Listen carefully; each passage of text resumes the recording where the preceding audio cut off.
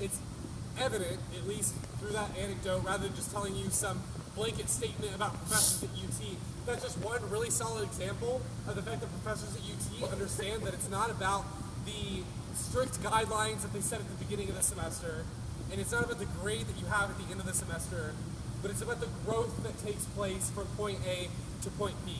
So for me, I can say that looking back, even though that class was development of the motion picture and it doesn't really apply to my day-to-day life or any of our day-to-day lives, that was the most valuable course that I've had at UT because it prepared me for an academic environment in which I had to take charge of my own experience. I had to make the most of it. I had to go to class. I had to take every class as seriously as the next because I didn't know what to expect and I couldn't pretend that it was up to me to decide the value of the material that I was being presented.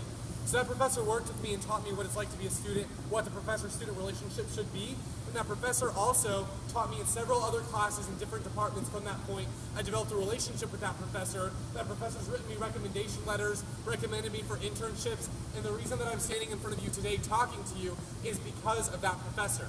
You ask any student at UT that's walking by, that's studying, doing any of that, you ask any of them what their experience has been like at UT, and I guarantee you every single one of them has a story like that. They have a professor, they have a mentor, they have someone, some faculty member at UT that has led them through their experience, advised them, mentored them, shaped them, and made them what they are today, given them opportunities that they would not have had otherwise. So the idea that you come to UT and you never make any personal connections and your professors aren't going to know who you are, that just doesn't happen. Nobody sits in the back of the classroom for 4 years and skates by unnoticed. A professor's going to see you sitting in the back of the classroom and they're going to call on you. They're going to encourage you to try hard. But that doesn't mean that the students don't have to meet them halfway.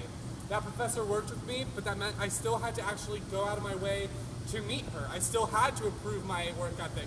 I still had to try. I still had to care, and I still had to prioritize my own academic success over sleeping in every single day. So